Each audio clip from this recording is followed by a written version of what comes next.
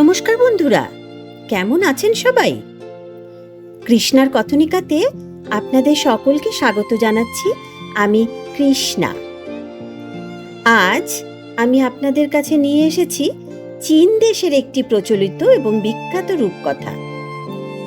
আমরা সবাই চীনা রাশিচক্রের সাথে কম বেশি পরিচিত। চীন রাশিচক্র হল চীনা ক্যালেন্ডারের উপর ভিত্তি করে একটি ঐতিহ্যবাহী শ্রেণীবিন্যাস প্রকল্প, যা একটি পুনরাবৃত্তি হওয়া 12 বছরের চক্রে প্রতি বছরে একটি প্রাণী এবং তার কথিত গুণাবলী নির্ধারণ করে। চীনা লোকাচার বিশ্বাস করে যে একজনের ব্যক্তিত্ব তাদের রাশিচক্রের প্রাণীর গুণাবলীর সাথে সম্পর্কিত।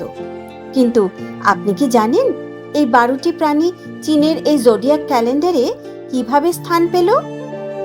আসুন তাহলে শুরু করি দ্য গ্রেট রেস, চীন দেশের জোডিয়াক ক্যালেন্ডারের সাথে সম্পর্কিত এই বিখ্যাত রূপকথাটি। স্বর্গ ও পৃথিবীর শাসক জেড সম্রাট সিদ্ধান্ত নিলেন যে তার প্রজাদের জন্য সময় পরিমাপ করা সহজ হবে যদি তিনি তাদের একটি সঠিক ক্যালেন্ডার দেন, যাকে বলা হয় রাশিচক্র।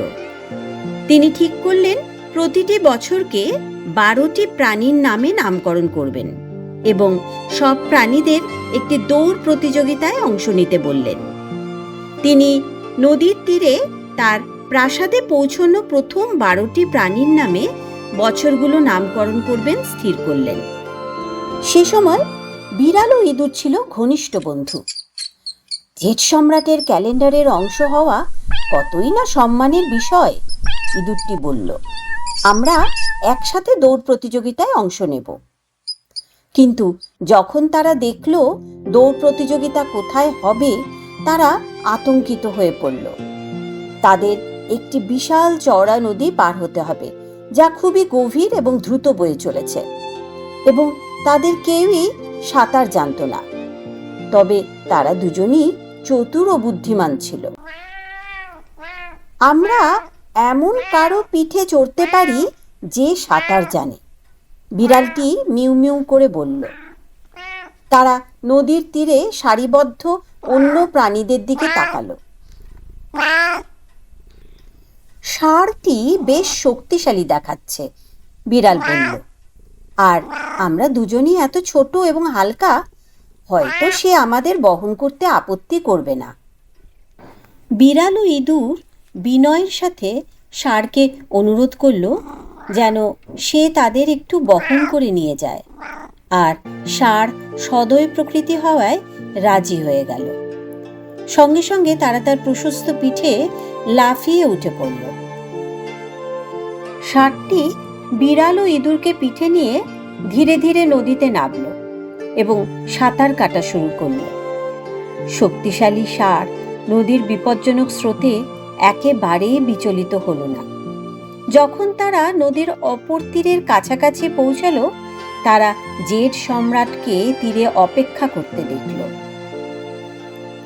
ইঁদুরটি মরিয়া হয়ে দৌড় প্রতিযোগিতায় জিততে চাইল। যদি আমি দৌড়ে প্রথম হই, সে ভাবল, আমি ক্যালেন্ডারেও প্রথম হব। সে তার পাশে বসে থাকা বিড়ালের দিকে তাকালো। যদি বিড়াল এখানে না থাকতো, সে ভাবল, ষাঁড় আরো দ্রুত সাঁতার কাটতে পারত। আর যদি বিড়াল জেড সম্রাটের কাছে আমার আগে পৌঁছে যায়?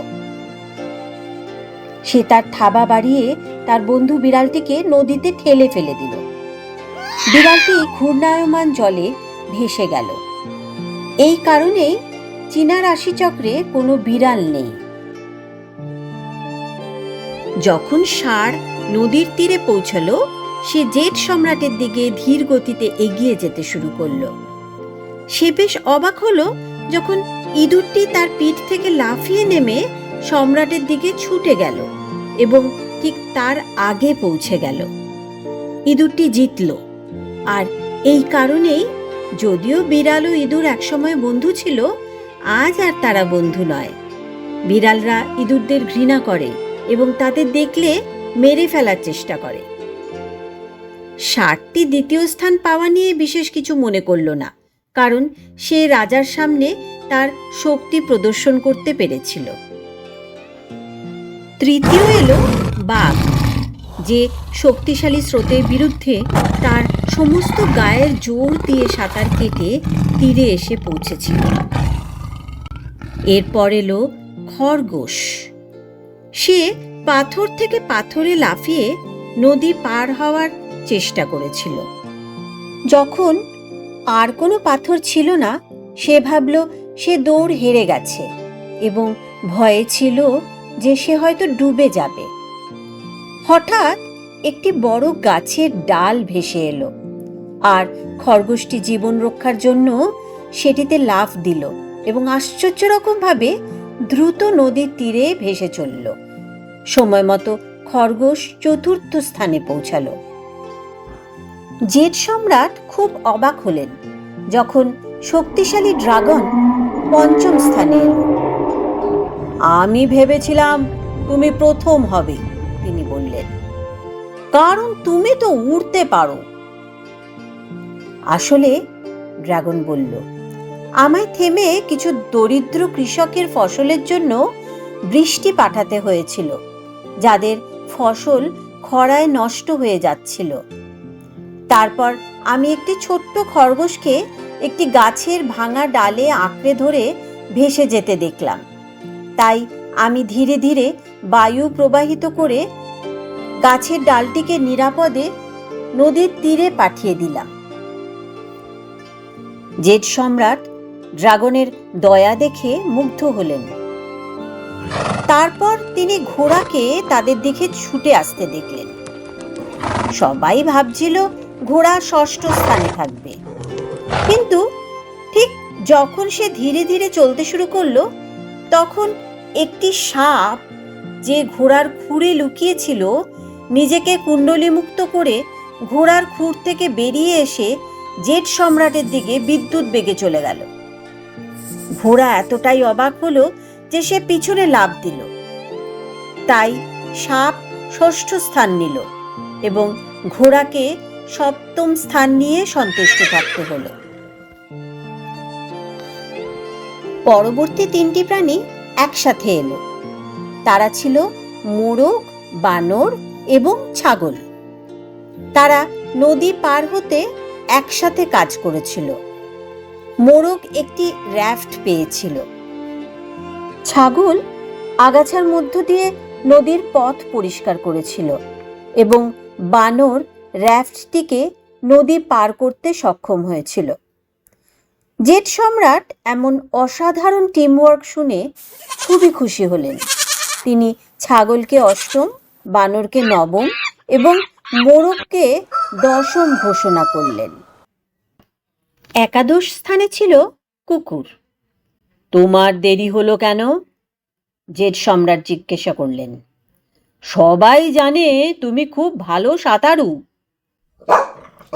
কুকুরটি ঘেউ ঘেউ করল এবং বলল, অনেক দিন হয়ে গেছে আমি শেষবার ভালোভাবে স্নান করেছি।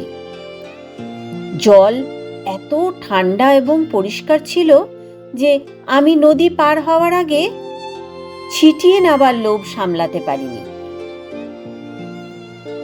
জেড সম্রাট অপেক্ষা করলেন এবং দেখলেন যে আর কোনো প্রাণী দৌড় শেষ করবে কিনা। তিনি প্রায় হাল ছেড়ে দিয়ে তার প্রাসাদে ফিরে যাওয়ার সময় শূকর এসে উপস্থিত হলো।